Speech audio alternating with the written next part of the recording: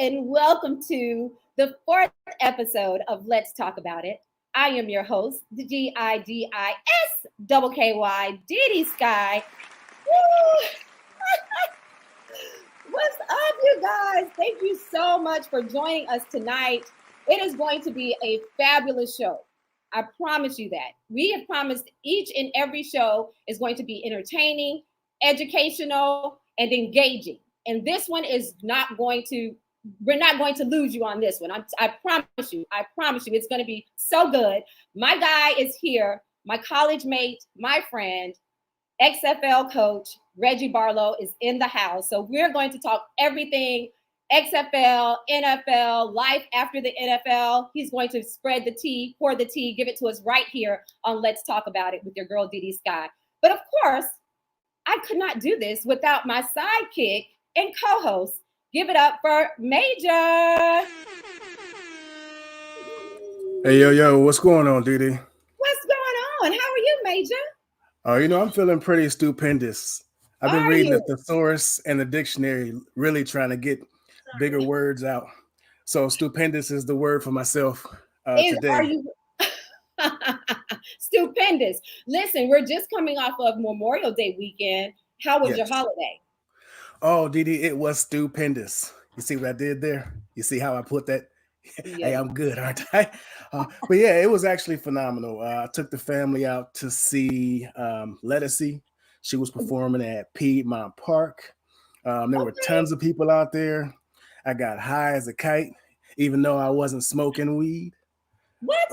Everybody else was. I think my children got a little lit up. What? They were acting funny. Yeah, are you saying that there was some medical marijuana smelling happening in the ATL? I don't know if it was medical, okay, but there was definitely some smells going on out there. But all in all, DiDi, I feel like people were having such a great time. Nobody caused any ruckus. It was great. Good. How'd you spend your Memorial Day? Well, before you ask me that question, I have to shout out my girl Lettucey because she is a member of the distinguished Delta Sigma Theta Sorority Incorporated. She is my soror, so shout out to Lettucey. That's right. Shout out, girl. You did your thing. If you see this. Yeah, so shouts out to you. And Lettucey, listen, if you are watching, come on, talk about it with your girl DiDi Skky and Maejor. But my weekend was wonderful. It was really, really good. Went out to Tampa, hung out there for the weekend, and I actually jet skied as well. I saw that. I saw you on the back of a jet ski hugging some big, strong man. Yeah, if y'all follow DiDi on social media, man, she was booed up on that back of that jet ski. Well, I was actually a rider, so I had to, a passenger. I had to hold on because my main thing about jet skiing is falling because I don't really care for the ocean or the bay because I don't know what's up underneath. It's not like a pool, there's all kinds of things. And if you're talking about Florida, alligators and all kinds. So yes, but nonetheless, had a really, really good weekend. But Maejor, check this out. Today's show is sponsored by WHISKED by GENO. Oh man.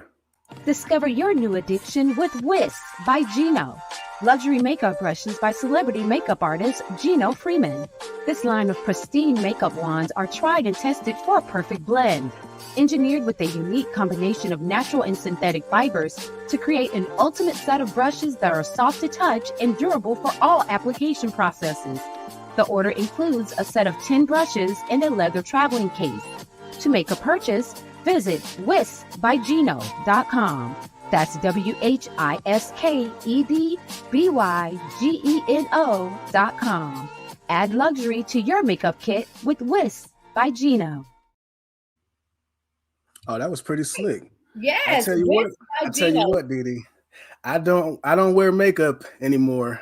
Well, I never really wore it, but if I did, I would use WHISKED by GENO to put my makeup on. You absolutely would, because as you can see here, I have all of the brushes. I don't have the traveling case because I have it in, for it to sit up on my vanity, but this is actually the set here. So check him out, WHISKED by GENO, our sponsor for today's show. Woo! Oh, yo, shout out to GENO. Yes. The good thing about this show is that you guys, the audience, you can engage with us. We want to hear your feedback, your comments, your questions, your concerns. We want you to engage with us. But the most important thing is for you to like, share, and subscribe. If you're watching us right now on YouTube, please hit that subscribe button. You want to be notified when we have, we could have some pop-up shows. Isn't that right, Maejor? We're working on some stuff, and it may not be on a Wednesday. Yeah, we got some stuff in the works. We're gonna surprise you all. That's right. That's right. We're working on a whole lot for you guys. So also, if you're following us on Facebook, forward this live to your friends, your family. They want to join in right now so they can engage in this interview that's going to be, again, off the chain, because my guy is here. My college mate, Mr. K.A. Skky, he said he was Mr. Montgomery. He was the mayor of Montgomery, of the Gump. So Reggie Barlow is in the house, the coach of the DC Defenders XFL, and he's a former NFL player. So he's going to inform us on so much that's going on in the XFL. What is the XFL for those of you who may not be familiar with that particular sport, as well as what's going on with the NFL, what's life after the NFL. So Reggie is here to talk to us. But Maejor, before we interview Reggie, what's going on? We're going to introduce a new segment. It's called Two Truths and a Tale. Oh, DiDi, what's going on with this? Tell me about Two Truths and a Tale. Oh, so I'm the subject, and I'm going to tell you two truths and one tale. And the audience, we want you guys to engage in this opportunity. We want you to join in with Maejor to guess which one of the three that you see there is the actual tale. So you have three categories. Category A, I flashed actor Shamar Moore. Did you see that? Look, come on, DiDi. I flashed actor Shamar Moore. Truth or fiction? B, I was chased by a mob of fans. Okay, I could see that. I could see that. I was actually chased by a mob of fans. That's B. Mm-hmm. And C, I auditioned for the Miami Heat dancers, and I was actually selected. Because y'all know I got some dance skills now. If you're following me on social media, you already know. And I was a cheerleader for Alabama State. DiDi. Yeah. Listen, I think I know which one it is as far as which one the tale is. But if I'm correct, we need to have a talk after this, and we need to discuss the truths, because the truths are what I'm concerned about. You're not concerned about the truths? Well, we're gonna have we're gonna have to have a hard conversation. Well, I think that it's going to be difficult for you guys to decipher, for you to detect where the lie is, because I can tell a good story. I am a very good storyteller. So Brandy is here, and Brandy says she knows the answer. But if you think you know the answer, don't you tell it. Hey, yo, if y'all think y'all know the answer, just put it in the comments, because I want to know who's going to be right. Put it in the comments. Don't let us down. But for now, we want you to marinate on that. I'm not going to play it right now. So marinate on those A, B, or C. I flashed fine actor Shamar Moore. I was chased by a mob of Raven fans. Or C, I auditioned for the Miami Heat dancers, and I actually was selected. Okay? But we're not going to get into it now. We're going to hop right into our special guest for tonight. He is my friend, college classmate from the Alabama State University. He played in the NFL for the Jacksonville Jaguars, for the Oakland Raiders, and he actually won a Super Bowl with the Tampa Bay Buccaneers. He is now the coach of the DC Defenders for the XFL. Give it up for my friend, Reggie Barlow.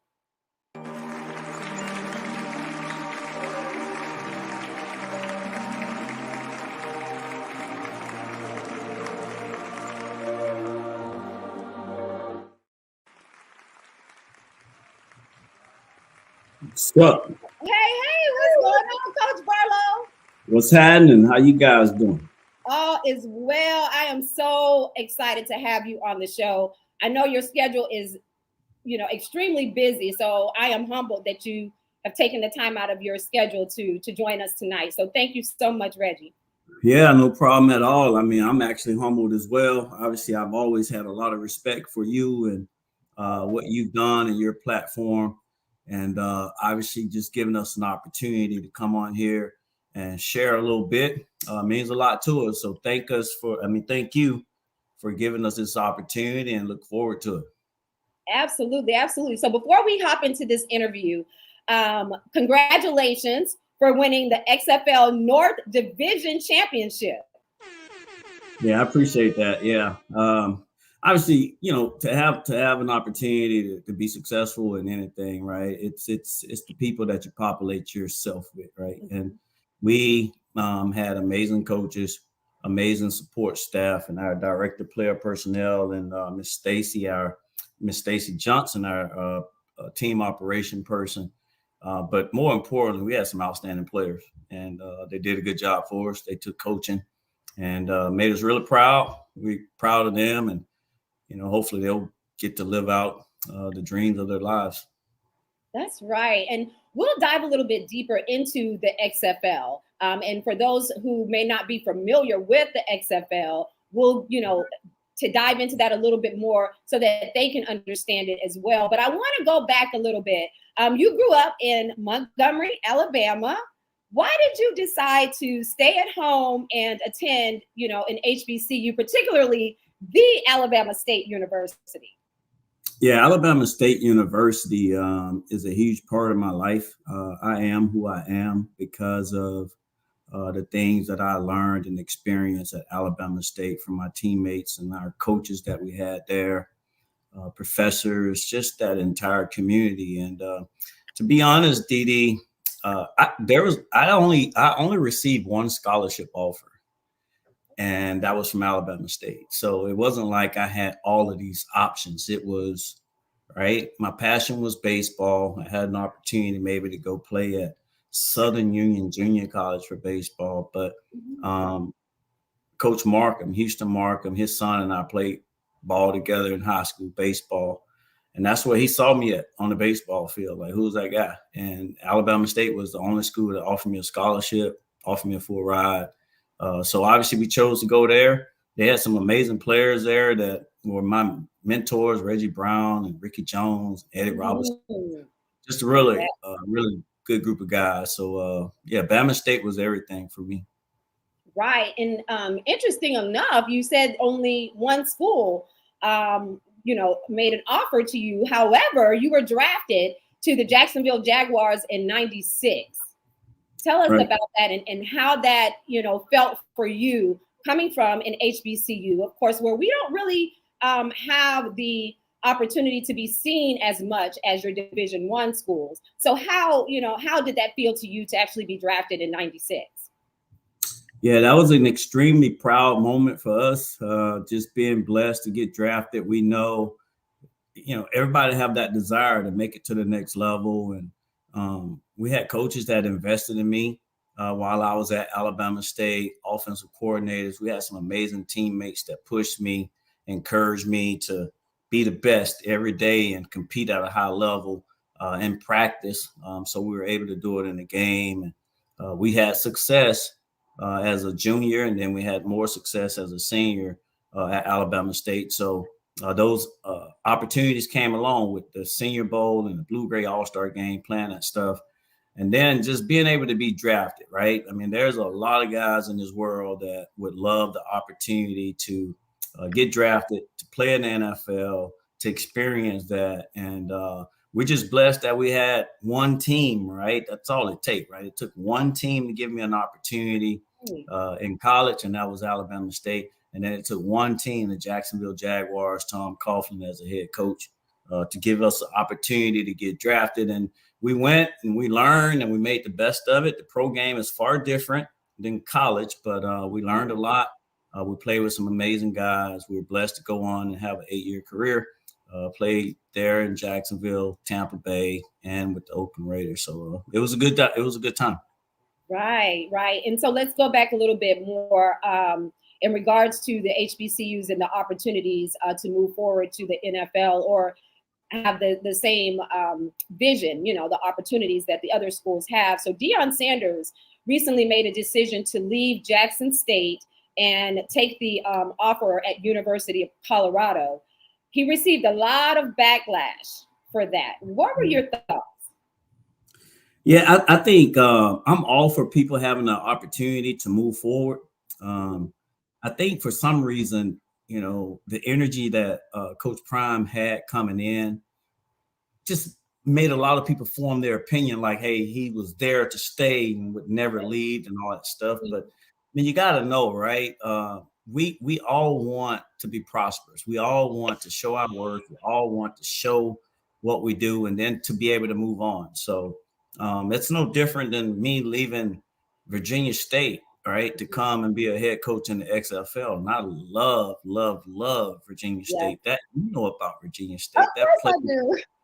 That is my favorite school in the world, right? I love that place. And yeah, you coach and you experience and you want an opportunity to do more. And you leave, all right, but you leave it better than what it was when you came. And that way it's good to leave then, right? It feels better to leave when you leave it better than what it was before you got there. So I think Primetime did that. Coach Prime did that. And you know, kudos to him. I'm hoping and I believe, I'm not going to bet against him, that he's going to do a great job at Colorado.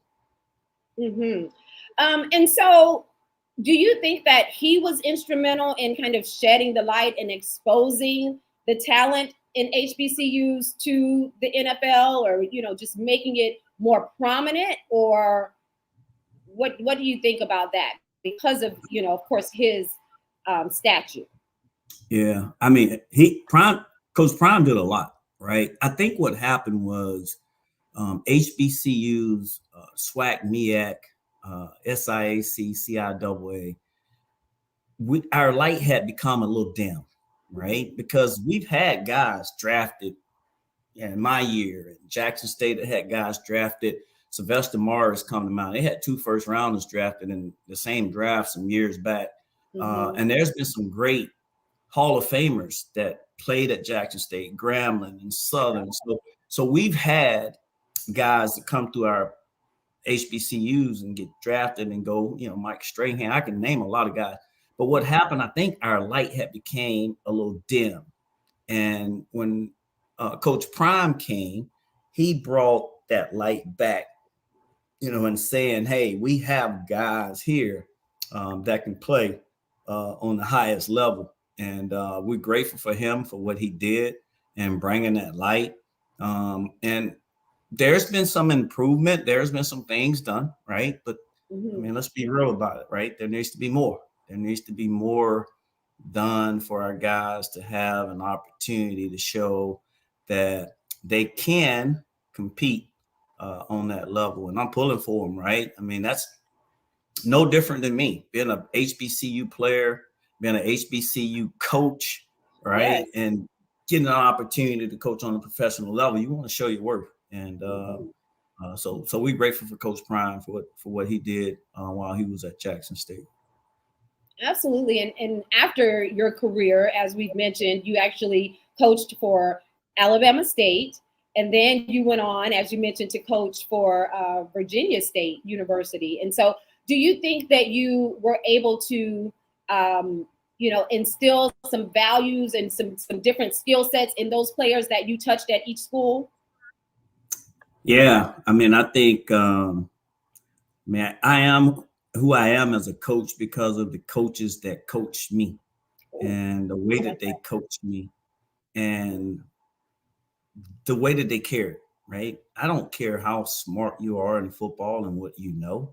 If you don't show these guys that you care about them and their families and their loved ones, you're not going to get a whole lot out of them, right? So I learned a lot from Tom Coughlin, a Houston Markham, a John Gruden, a Richard Mann, guys that coached me and guys that I took notes, right? Because I knew at some point I'm going to coach and I'm going to be able to lean on the things that Rich Bisaccia said in our special team meetings that had meaning to it, right? And I kept a book the whole time I was in NFL of quotes and thoughts and things. So everywhere we've been, at Virginia State, at Alabama State, we wanted to have an impact. We wanted to build men. And the most beautiful thing for us and for me to see right now is, we've had 23 guys that have either signed NFL contracts, invited to mini camps, or invited for tryouts in the NFL from Virginia State and Alabama State. But what's even more beautiful is seeing the guys that didn't get those opportunities to go in the NFL, and now they're working at outstanding corporations. They're engineers, they're fathers, they're leading families, they're pastors. And that's really cool to me to see that you have part in cultivating the mindset of these young men, and they're gone on and doing a lot of wonderful things. So they might have thought, Ms. DiDi, that I made them better, but they made me so much better as a coach, just being there at Virginia State, just being there at Alabama State. I mean, they gave me the juice, gave us the juice and the energy that we needed to be successful. Absolutely. And I'm going to digress just a little bit, but shouts out to you for pouring into me during my time at Virginia State, where I was getting my master's, and you were my work study supervisor. So I had to sign off. I had to sign off on those hours and all the work you did over there, man. I put you to work a little bit, right? Hey, go shuffle through these papers, and hey, don't tell too much, because I don't want them to retract my master's. That was a good time. Well, I tell you what was really cool was one day I think we FaceTimed some of the guys from ASU. Right. And I was like, hey, check out who's my work study student, right? And it was like, that's D.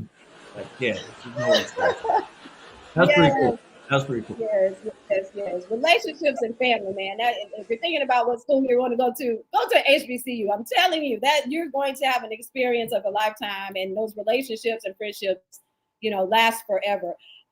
So you won a Super Bowl championship with the Tampa Bay Buccaneers. What did that mean to you? Well, the team that they had assembled there in Tampa was an amazing team. I mean, right now, I think there's 5 guys that are in the Hall of Fame. Warren Sapp, Derrick Brooks, Lynch, Mike Allstott, Rondé Barber. I mean, this team was built with just a bunch of really good football players and amazing leaders. And then John Gruden, who was the head coach, and just bringing his energy and his enthusiasm to that, made that thing go. But it was a wonderful, wonderful year. It's hard to win a Super Bowl. Yes.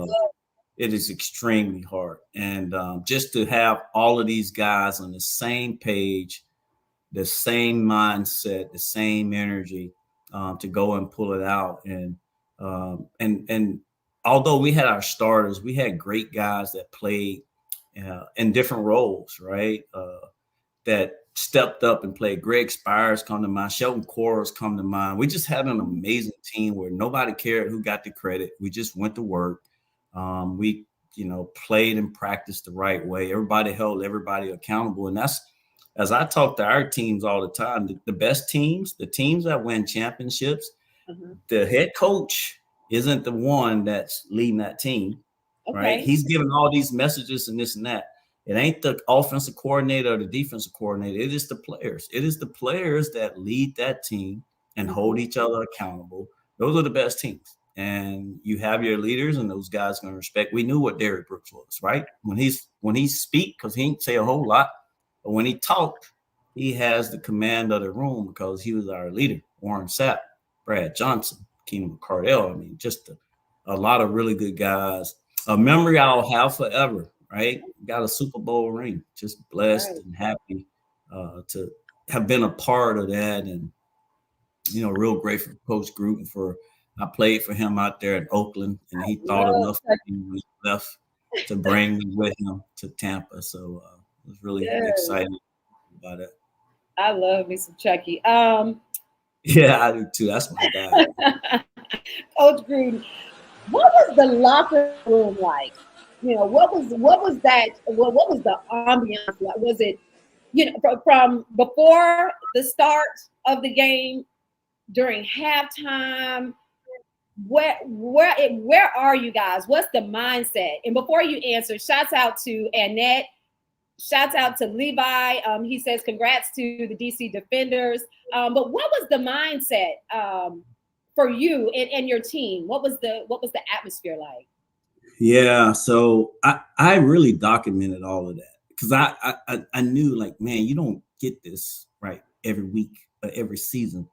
And back then there was they had the little camera or whatever, VHS and all that stuff. So I have it documented, like from we won the game in Philadelphia, the NFC Championship, and they say, hey, look, we're flying back to Tampa. You guys got to pack your clothes, and we're flying out to San Diego for the game. And I got recorded on the airplane, like conversations, and everybody's doing their thing, and then how everybody was so loose during the week, and practice was amazing. Guys going out having dinner with each other. Keyshawn Johnson and I, we went out a couple times and hung out. That's my dude. And then, like, you walk in the locker room. Well, media day is a spectacle of its own. I captured all of that. I mean, just really good stuff, right? Good content. But what I love about it is when it was going to the stadium on game day, and I said, complete silence. Right. I was like, somebody's in trouble.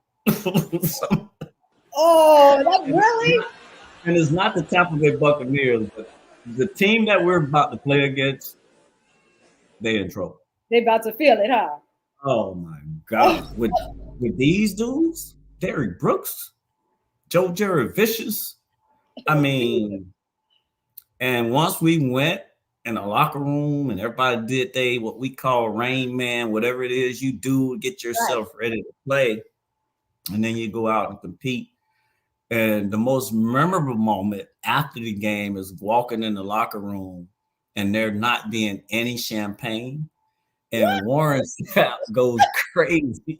Oh God! Oh yeah, Warren Sapp was on your team. Warren he was really off the chain. That's my guy, bro. Like he texted me this morning. I've hung out with Warren a couple of times. Warren is a trip. He's off the chain. He texted me this morning. Like he has a passion for fishing, obviously for football and stuff. So we stay in contact. But he had covered his clothes up because he's like, okay, after the game, we're gonna win this thing. And champagne popping. And there was no champagne, and he was offended. Oh my God. And I've sent that video to him. I'm like, bro, look at you right here after the game. Did they bring, because you guys were playing at another field, and so in their mind they thought that you guys weren't gonna win, so you ain't need no champagne. You know what? That might have been the thought process of whoever, but we played the Raiders and we were in San Diego. So obviously, the Super Bowl typically is played at a neutral site unless I think somebody a year or two ago ended up playing their home stadium or something. But yeah, everybody thought there was going to be some bottle popping in there, and there was nothing. So they never brought it. No. And 9-9 was like not real happy about that. So he let everybody know. But I have to share that video with you one day. It's pretty Please, good. I was just about to ask. You have definitely got to show me that video. Shouts out to Jeffrey. He is actually watching us from Europe. So shouts out to you. Oh my goodness. Thank you so much. Keep up the good work. So proud of you. Thank you so much, Jeffrey. You were talking about, doing your dances and all of that before the game, getting riled up. Do you have a ritual? Do you have something that you do for each and every game the way you prepare, or do you have a certain song that you like to hear to get ready? Yeah. So now as a coach, obviously music is a connector for me. I love music. I was actually a DJ at a radio station my senior year in high school and my first 2 years in college at WXBI radio Okay. station in Montgomery, Alabama. So I know a little something about the ones and twos and curing music and going to commercial breaks and all that stuff. So, but anyway, as a player, it was more or less saving energy, no negative mental clutter. Let's listen to some music to get us going. As a coach, I have to go out on the field and walk around the field and just admire the stadium and all that stuff. And it's empty when we first get there. And I'm like, man, and in 30 minutes to an hour, this place is going to be packed. And there's going to be people screaming from here and screaming from there and screaming from here. And the thought is we want to make sure that they're screaming for the right reasons, right? That we're having success. And I'm playing music. I play music, and my players will tell you now, I got range on me now. I have hey, I might be playing Kodak Black. I might be playing Lil Baby. I might be playing some Drake, always Lil Wayne, right? Even Tim McGraw was our song this year, Humble and Kind. We played a whole bunch of that. Man, and the list goes on. Yo Gotti, Jesus. I mean, just Gucci Man. I mean, getting that mind right. It takes a lot, yeah, right? you hyped up. So we listen to a lot of music. So and that gets the players hype, that gets the coaches hype, and everybody have their own little way of doing it. But my thing is music, man. Eminem. I mean, I'm about to sing you that. I'm gonna have to sing you that pregame playlist. I was gonna say, and you have to. So I need to. A couple of things. I need to see the video of Warren Sapp acting fool in the locker room after the game. Got to see that, and I need to get that playlist, pregame playlist. I get hyped up before my shows and before if I'm hosting something or MC, anything I'm doing, I need to get in my zone. I get in my zone. Yeah. So if I sing you that Eminem Survival, that's a song he made called Survivor. Lord have mercy. This song is I need to hear that. It's legit. I need to hear that. Shouts out to Nicole. Coco Venus is here with us. She says Bama State in the house. Beta Eta, Beta Zeta. That's right. The Deltas and the Kappas in the house. Shouts out to us. And also shouts out to Delisha, Linda, Phyllis. Thank you all, guys. I'm just so excited that you guys are joining us. My cousin is watching. Linda Burt, man. That's my cousin. She's my biggest, she comes to all of my games at Virginia State, her and my cousin. Then all of my games with the Defenders. She came to all of them until she went to I think she went to London or she went somewhere and was gone for a while. She missed a few at the end, but she's always her and my cousin Bert. They've always come and support. So I love them. I appreciate them so much. That's right. There's nothing like the support of family, the support of friends, the support of our organization. So again, I don't take this lightly. I appreciate you guys all for being here. Reggie, NFL, I've heard people would say all the time that NFL stood for not for long. Life after the league, what do you do? What are your plans? Do you, because I know that there are programs when you're in the league, in terms of your money management. Do they also provide you with life after the league? Or is that something that you need to actually kind of bring to the table and have that plan set for you in your life? Yeah, I think the NFL over the years has done a really good job. And obviously they've gotten better with the resources of helping guys make that transition. And, it's an extremely sensitive topic because it's not easy to do, right? You've been playing football since you were in the 7th grade, in my case. Some guys have been playing since they were little league football. And then all of a sudden you turn 31, 32, you've played 8 years, 10 years, 12 years, and now you got to hang it up. So what? Now what? Right? And mentally, it can send you into depression. It could send you to some really, really dark places. And it sent me there, right? Of not quite knowing how to operate, figure it out, not being able to go to the locker room, not having those teammates, those 53 guys, not having these coaches and that type of deal. So it really sent me to a dark place. I know I'm not the only one that has happened to, because it's hard, right? And even when you go and do something else, Miss DiDi, you do it 6 months, 8 months, a year, and it's still not football. It don't give you what football gave you. I can and the brotherhood, and that's the challenge. That's hard, right? And for me, when I retired, it's like, man, what do I do now? Try business and that type of stuff, but that wasn't the brotherhood, right? And then eventually I went and just started volunteer coaching at Bellingraph Middle School, which my dream was actually to be the head coach at Bellingraph one day. I didn't think about pro or college, but anyway, I went and did that, and then I volunteered at Lanier High School, and then getting the opportunity to go and coach at Alabama State. And it wasn't the same brotherhood that you have in the NFL, but it was a different type brotherhood that you can attach yourself to, that will give you that, that idea of family that you had in the NFL. And obviously latching on to that, seeing guys develop, seeing guys get opportunities to play in the pros, seeing guys going on and being fathers and just great guys.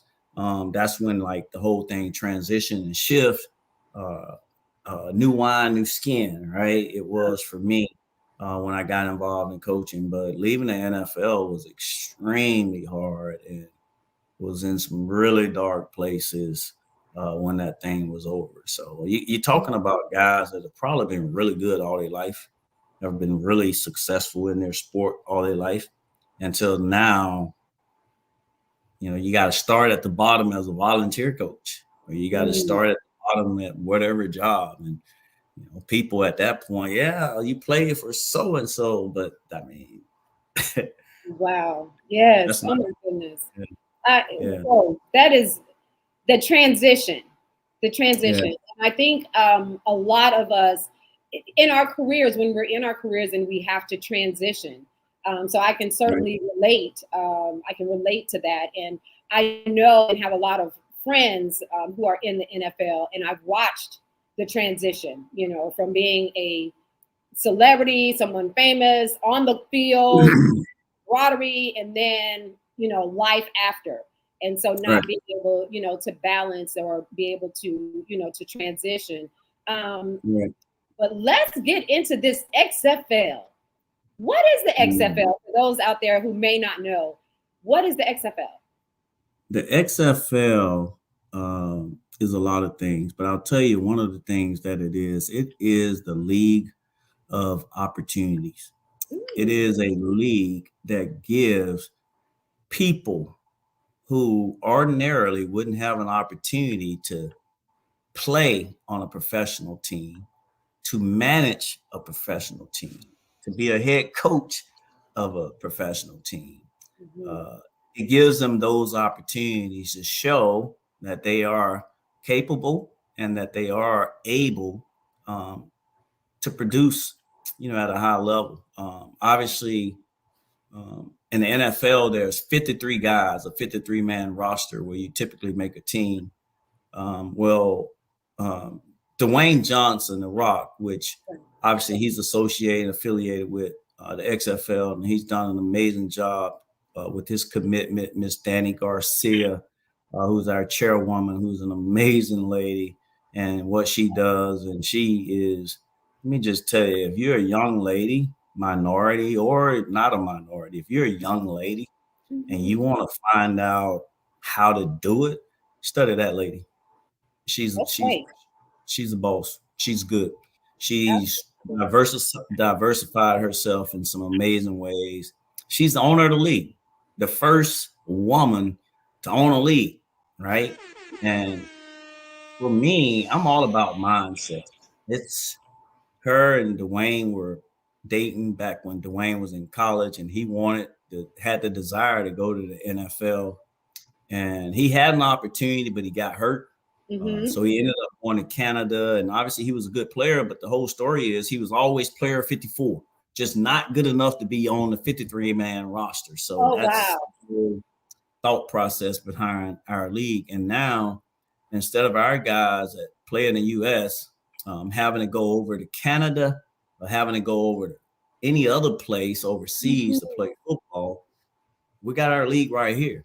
All right. It's necessary. Everybody can't play or make it in the NFL initially. Maybe you need a little more development. Maybe you need to get bigger, stronger, get some more film. Well, the XFL is that league that gives you an opportunity to do that. And it's not just for the players, right? I mean, there's coaches that we have that are getting the opportunity to show that they belong and that they deserve an opportunity to coach on that level. And I'll just speak on our staff. Our whole goal when we built our staff, obviously we wanted NFL experience, but we wanted a diversified staff. We wanted guys from HBCUs. We may have 5 or 6 guys from HBCU schools, Alabama State grad, Jeremy Watkins, Shannon Harris, a Tennessee State grad, Deion Harris played for us at Virginia State, Al Vance Robinson, played at Alabama State. So we're giving these guys an opportunity to show that they can coach, right? They went out, they coached, did a great job with their groups. Guys performed at a high level, and our team had a lot of success. And it was because we populated ourselves with good coaches like Fred Keiss, who's been a long time HBCU coach, Greg Williams, who's been a long time NFL coach. So the NFL is necessary. I mean, the XFL is necessary.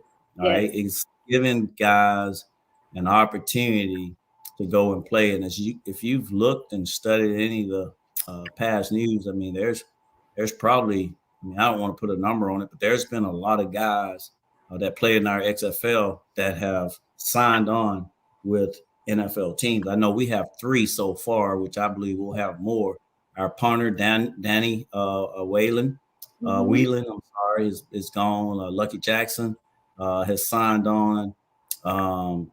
Gardner, our linebacker, these guys, he signed with the Commanders. So guys are getting a chance to show their stuff, and we just appreciate the XFL, the XFL ownership, the XFL leadership, front office for giving us this platform, and we don't take it lightly, and we've been having a good time with it.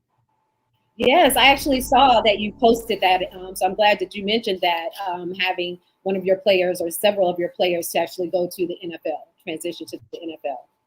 Yeah, that's important to us. I mean, the reason why we do this is to give these guys a platform, coach them up, develop them, so they will have an opportunity to go and live that dream. They want to play in the NFL. We know what that looks like. We've had that with college players, and now we get to develop pro guys and create those same type of opportunities. So we built the culture there with the DC Defenders, with our team and our mindset and who we are as a team and how we operate. And it takes the players buying into that.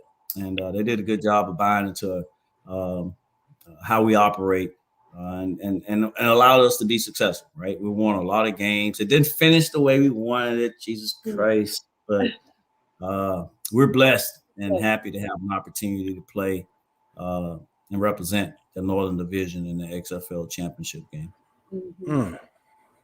You mind if I cut in just a second here? Absolutely. Because I'm listening to, and I'm super inspired. So I didn't realize that players from the XFL were there to train and get strong to go to the NFL. My question to you is, Coach Barlow, what's the likelihood that someone like myself in his mid to late 30s, who's never played football, but may have the desire to play football? Now, I did play a little flag football this weekend at the Memorial Day, but what's the likelihood that somebody such as myself can come to the XFL and get that hand up to the NFL? Right. Yeah. Jello in the microwave. No chance. No. Okay. All right. Well, thank you for that. Carry on. Jello in the microwave, my brother. Jello in the microwave. All right. Reggie, I think I understand the analogy. No, You I understand tried, the analogy Maejor. just fine. Thank I you. did try. Hey man, if you change your mind, man, just you hit me up on Twitter or something like that. I tell you what, Major. Just in our brief interaction, I know that you're a sharp guy, especially when it comes to Technology. technology and producing and all that stuff. And hey, man, we'll let you come and do something else outside of getting on that field, man. We don't want to get you hurt out there. We appreciate you, Maejor. You really tried, No, though. hey, I did try.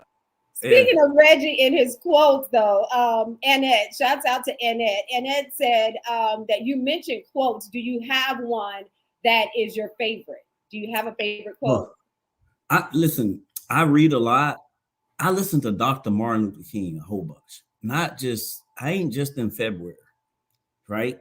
Not Black History Month. This is a date. I listen to this guy. I listen to a lot of pastors, and because you need material to be able to inspire and encourage your people. I love this one is on here.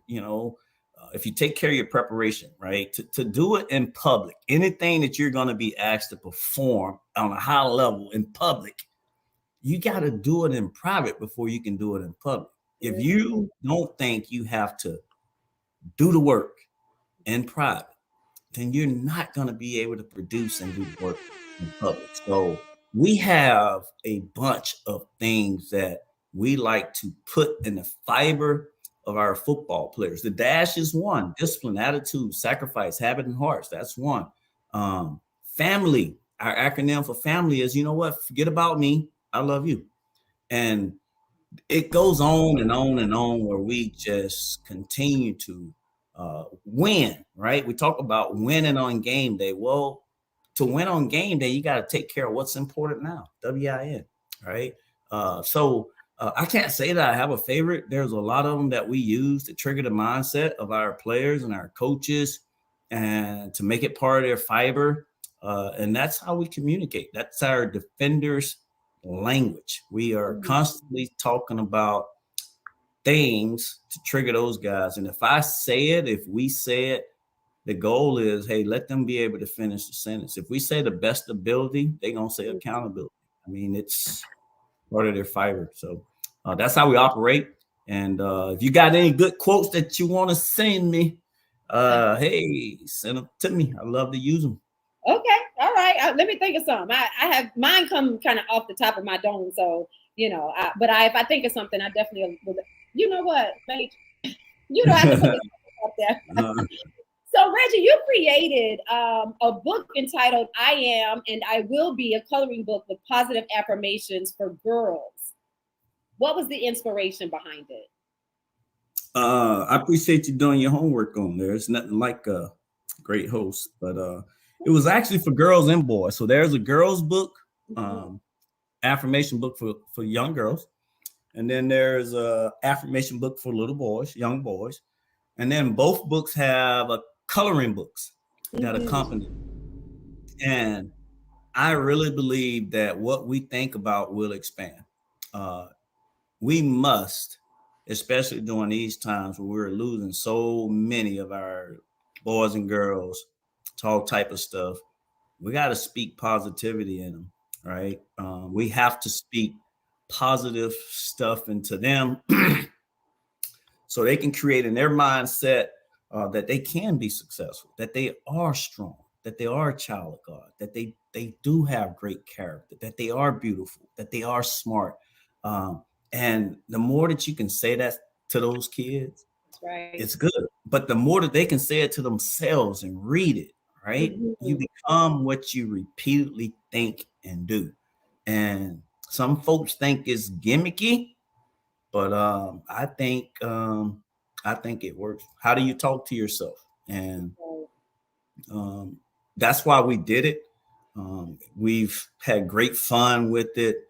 We've had hosted where we literally give these books away, right? And if there's any of your viewers, your followers that want a book, need a book, want to come read the book, man, we there. That's what that's what we're for. Like, you know, DD, the two most important days in our life is the day that we're born, and then then the second day is the day that we realize why that we was born. And like God put me on this earth to serve his people. And that's a lot of times in coaching. But then sometimes it's writing a book. There's all type of ways. So while I'm here to serve and live like that. It. Yeah. Yes. I actually purchased a book for my niece. So congratulations on that. And you are so correct that speaking life, you know, life and death is in the power of the tongue. And so you have to speak life. You have to believe that you know, have the power and the energy to create whoever you desire to be. So I appreciate you for that book and for, you know, pouring into our young boys and our young girls. Before you go, Reggie, oh my goodness, I hate to see you leave, but before you go, tell the audience how they can support the DC Defenders, you know, how they can come out and check out the games. I'm going to be looking for my tickets for next season. So I'm going to add to that list that you have for me. But tell the audience how they can, you know, support the DC Defenders. Well, the DC Defenders, obviously, xfl.com. You can go and click on our Defenders link, and obviously you'll be able to get team apparel, updates about our team, and all that stuff. On social media is the DC Defenders on Instagram, Twitter, all of that stuff. Obviously, most of my stuff I retweet or requote from our XFL Defenders, social media page. So for us, it's Coach Reggie Barlow on Instagram, and on Twitter, it's Reggie Barlow. Facebook, it's Reggie Barlow. I told Miss DiDi my MySpace, I still have that if y'all need that. But got your MySpace. No, I don't. I never had a MySpace, no. So, but yeah, those are ways. And hey, we encourage you. We want you to support all of the XFL teams. It's a great league. It's necessary. There's a lot of positive things taking place, but definitely support the DC Defenders. And we appreciate, you know, just people coming out to the game. People from ASU came out support. People from Virginia State University came out support. Man, it was a good time this season, and we're looking forward to the next one. Well, I am looking forward to being there at the next one of the next games. Oh yeah, and congratulations! Thank you, Maejor. Congratulations for being awarded the Coach of the Year for the XFL. Yeah, I appreciate that. That's there again, when you are nominated for an individual award, it's normally a lot of people that have held you up to be able to do that. Our assistant coaches, Von Hutchins, our director of player personnel, Miss Stacy Johnson, our team operation, by the way, a minority female that's in that role, that's killing it, doing a great job. And man, our support staff with our trainers, our managers, our equipment managers, and then our players, man. We had football players, and those guys did a great job for us. And we'll take this award for them. We'll make sure that DC people in that area get a chance to have that award. But certainly humble, certainly grateful that our peers selected us for it. We appreciate it, and we'll keep it going. That's right. Well, congratulations. I have my list. The playlist, the playlist, game time playlist. Right on. The video of Warren Sapp acting the fool in the locker room when there was no champagne to celebrate with. And also my DC Defenders tickets for next season. We got you. We got all of that. I got the list, yeah. So, but yeah, we got all of that for you. We'll take care of it. Thank you so much. Thank you again, my friend Reggie. I appreciate you. You. Thank you so much. So I'll tell you and Maejor this, right? Yes. 10 lepers were healed by God, right? 10 lepers were healed by God. Only one turned around and said, thank you. In my pursuit of following that one leper that said, thank you, I am saying to you guys, thank you for allowing me to come on your platform, an opportunity to tell our story about what we've done in our life. And we appreciate you guys for all that you guys do. Much success to you guys. Keep killing it. And whatever we can do to help, man. Call us up. Oh, man, that's an honor. It has been an honor to meet you, man. Yes. Tremendous honor. Thank y'all. Thank you so much. Thank you, Reggie. All right. See y'all. Bye. My goodness. What a wonderful, wonderful show. Shouts out to the game changer, my friend, my college classmate, Reggie Barlow, coach of the XFL DC Defenders. Woo! Maejor. Reggie said, Jello in a microwave. Did we heard him say it? Oh, we don't necessarily need to hear you repeat that. I don't know why you feel like that's acceptable. Okay, I'm hurting, and I'm hurting. Okay, I didn't mean for him to hurt your feelings, but I knew he was going to tell you like a TI is. I knew he was going to, because that's just him. So listen, it is time, Reggie. I'm calling you Reggie. Oh my God. It's all good. It's all good. It is time, Maejor, for us to play Two Truths and a Tale before we get ready to go. Why didn't you believe me? All right, let's just admit it. That didn't happen. All right, let's just admit it. That didn't happen. I want you to say that at the end, Maejor, in that voice as well. Okay, so Two Truths and a Tale. This is how it's going to go. I'm going to share 3 stories, those 3 that you see there. And I want you, my audience there, to join in with Maejor to try to guess which one of those 3 is a straight out lie. Okay? So here we go. Two Truths and a Tale. All right, I did it. I flashed actor Shamar Moore. Okay, really quick story. It was my birthday in Miami. I was preparing with my friends. We had a whole, bus load of us. We had the tour, not the tour bus, but the SUV limousine, the big limo. We had that happening and going on. We had the, hotel. And so we left the hotel, me and my crew. We go to one party because we're going to go, we're club hopping before we go to my big party, which was at Club Bermuda in Miami. And so we go to one party, and that's at this place called Club Bed. Now, those of you from Miami that know about Club Bed, Club Bed was the bomb back then. So I walk in the club, I'm hanging out. I got having this tailor-made, this outfit that I actually had made and designed for me for that night. And it happened to be very low cut. And Shamar Moore happened to be in the club that night. Yes, Shamar Moore from The Stories, as we call them. And from what's my show? Oh my gosh, the one that I love so much on Netflix, SWAT. Yes. I only know him from that one bad Tyler Perry movie. Well, it wasn't a bad Tyler Perry movie. It was the one where he had them the bad cornrows. Boy. Well, nonetheless, I was standing next to Shamar, and he said to me, we were, just standing there talking and everything. And, I'm dancing. And when I danced, obviously my top came open. And so he looked down at me. He was like, baby girl. And he pointed, and I was like, oh. So my whole little side was out. And so I had to, cover it back up. But I shimmied for him like that before I covered it back up. Okay. So that's A. I flashed actor Shamar Moore. B. I was chased by a mob of fans. So at the time, I was actually a DJ for 99 Jams in Miami. I was also doing a very popular show called Video Mix.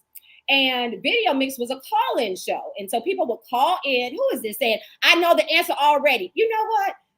Nicole, no, you can't respond. You, Donna, Brandy, all of y'all, you do not respond. So anyways, so as I would, host the show, people would call in. My co-host happened to be Trina's DJ. He was my co-host on my show, and he would mix on my show as well. But he was also Trina's tour DJ. And so when I would go out, rather on appearances or even on the show, even though I would say, it's your girl, the DIDI Skky, DiDi Skky, people would still call in and say, Trina, I don't know why people would think that I was Trina. But I had this big thing going on that people thought that I was Trina in Miami. And so one day after a club, my sister, who was my manager at the time, Donna, we were coming from a spot that I had did a special appearance at. We went to Denny's. We're, going to Denny's to grab, some, what pie was it? I think Donna was getting the apple pie. I was getting the key lime pie. And so nonetheless, we come in, we go, and there's a busload of people out there, and there happened to be a limousine. So we come in, and as soon as we come in, there's like these kids look like they were either, I don't know if it was a spring break or what was going on. There's a lot of young people in there. So we walk in, and I heard somebody say, there's Trina. Okay, I walked past them because we would have this issue all the time. Walked past them, came back from the bathroom. As we're standing there getting ready to place our order, the whispers started to become louder. And it went from, there's Trina, whispers, whispers, whispers, to, can we get your autograph? And so I said, I'm not Trina, I'm DiDi. And they were like, so you just gonna lie to us? They didn't believe me. So we ended up running out, me and Donna ended up running out of Denny's, and the mob chased us down Biscayne Boulevard in Miami. And so I was chased by a mob of fans. B, C, all of y'all know that I have danced all of my life. If you follow me on social media, you see that I post all of my little dance routines and my choreography. I love dancing. As a child, I grew up dancing ballet, tap, jazz, all of that good stuff. I cheered. And so after college at Alabama State, the Alabama State University, mind you, I decided that, and I cheered for Alabama State as well. I was actually going to go out to be a stingette, right? One of the dancers. Did you, I can do those little moves, Maejor. Yeah, D, I saw you on Instagram doing some kind of what were you doing, man? Was that hip hop abs or something? Yes, it's a hip hop choreography. So yes, again, I love to dance, and so I was going to go out for the stingettes, but I decided to do the cheerleaders instead. So I cheered for Alabama State, but nonetheless, after school, I moved back home, and I thought about auditioning from the Miami Heat dancers. And at the time, they had one of my favorite coaches for the dance team. Her name was Jennifer Bell. Woo. Everybody know how much I love me some Jennifer Bell. And so I found out that she was actually the coach. And I was like, I'm going to go and try out for the Miami Heat dancers. Well, I go out, I pick out this, costume for me to wear. And for those of you, of course, who aren't familiar, my mom is a designer. And so when I was in, growing up in the dance recitals and all that, my mom would make a lot of my costumes. But I didn't ask her to make that one. I went to the store, I bought this really cute set. Of course, it was black and red and white for the Miami Heat dancers. Go out and I pick up the routine like that. And I go out there and I make it. I made the team, but I actually was offered the opportunity to DJ for 99 Jams. And I couldn't do both. There was no way for me to do both. So I took the DJ opportunity. So those were my stories. A, I flashed after Shamar Moore. B, I was chased by a mob of fans. And C, I auditioned for the Miami Heat dancers and I actually was selected. Which one? Ah, boy. What do I win? You will win the playlist that Coach Reggie is going to give me. I'll give it to you. I'll share it with you. Okay, I tell you what. Can I also get the video of Warren not being happy about the champagne? Then I'll consider it. That may end up, streaming on social media, and then Warren will come after us. And honey, right. All right. Okay, I'm gonna tell you first before I tell you what I think. I think that you are a phenomenal storyteller because I had my suspicions in the beginning, but now I don't know which one it is. Now, Deborah says C is the lie. Deborah says C is the lie. Okay, who else says? And then Linda says Oh, C. Linda, what are you saying? Are you saying C is the lie or yes, C is the truth? C is the lie, I'm guessing, Linda? Right. And Annette said C is the tail. Too. They I think we got some Levi R also says C. You know, I don't have my own mind, DiDi. I think they're saying that C is the lie. C is the lie. Really? C is the lie. Y'all my would initial, I would flash Shamar Moore. You know what, DiDi? I thought that was the lie. Linda said C is the truth. C is the truth. Oh. Thank you. Okay, so it's two Linda. truths and a lie. So which one do y'all think is the lie? Because I think I feel some kind of way. Okay, I thank you. thought that the lie was Shamar Moore. I thought that was the lie. Rhonda I thought said A was the lie. You Somebody think said A B. was the lie? I thought A was the lie, but after Okay. you said, like, I was like, why would she just flash him randomly? I was thinking that, but then I'm like, okay, if her top fell and then she did the shimmy, maybe she was having a good night, you know, and then tried to turn it into a great night. But I'm gonna say A. That's what I'm gonna said say. B. Rhonda said B. I was chased by a mob of fans. Rhonda does not believe B. Well, you Okay. don't look like Trina. I will give you that. You don't look like Trina. I can tell you so many Trina stories. Oh my goodness. I can tell you so many Trina stories. It would blow your mind. I met Trina in Miami. She was real nice, at least to me. I'm the baddest. Who's bad? B is the lie. Somebody said B is the lie. Okay. All right. Are y'all ready? I'm ready. You ready? Yeah.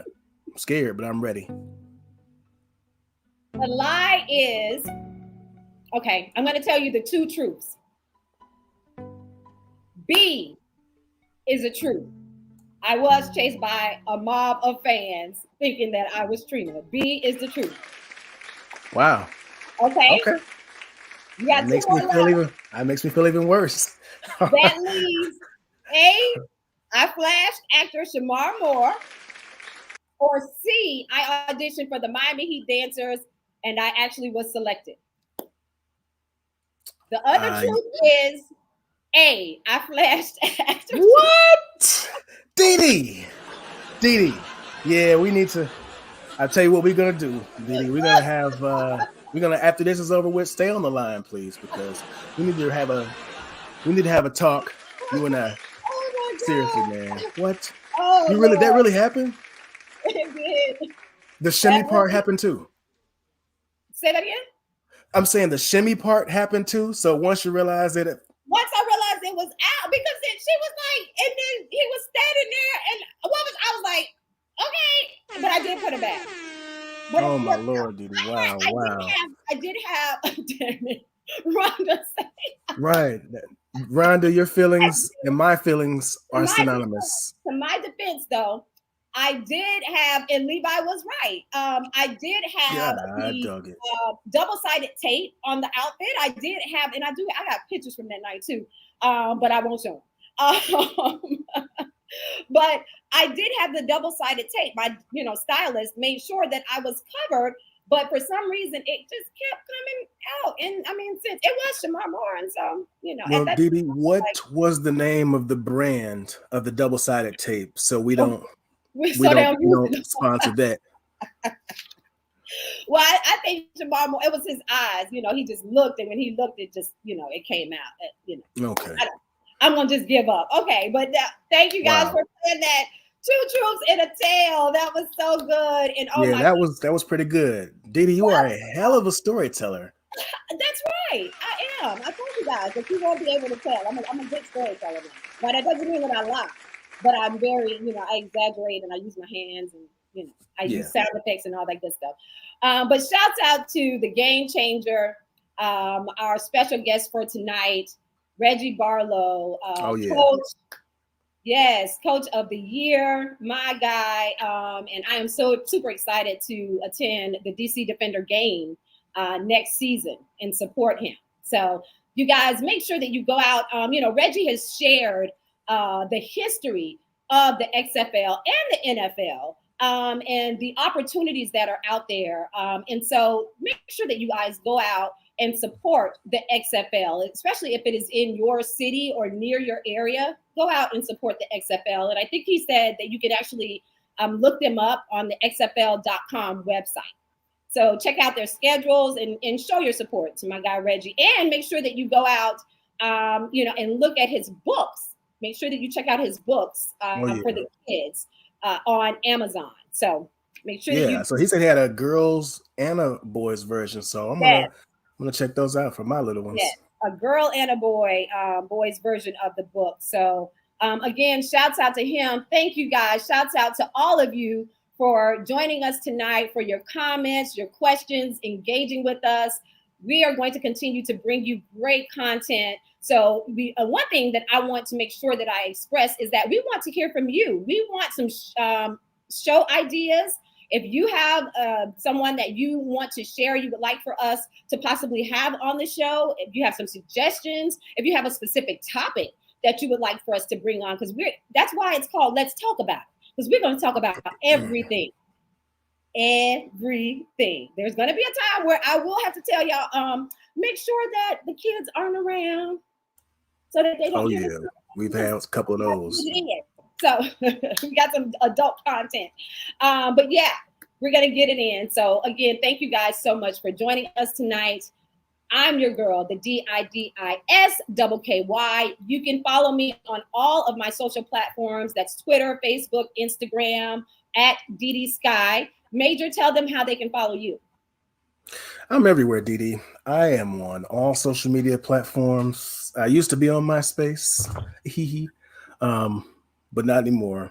But yeah, you can check me out at Designed by Maejor everywhere. And follow me. My TikTok is looking a little weak. I don't know how that happened, but it's looking a little bit weak. I forgot about that. I'm on TikTok as well. So make sure that you check me out on TikTok. Oh yeah. I'm gonna do some. I'm gonna, catch one of those dance challenges. Oh no, you're not a dancer because that was the wrong answer. So we're gonna. First of all, I'm just saying, DiDi. I thought that was the one. I had more faith in you. It was a lie because I switched the information around a little bit. Okay. I switched the information around, so that's why it was a lie. I actually auditioned for the Atlanta Hawks. Okay. All right. Oh my goodness! Thank you guys again for joining us, Maejor. I couldn't do it without you, my friend. Oh, I definitely wouldn't dare dream of doing it without you. And I'm going to take your line, DiDi, guys. Make sure you all like, share, and subscribe. Okay? Tell a friend about it. Have them come and join us because we like what we do and we want you to like it too.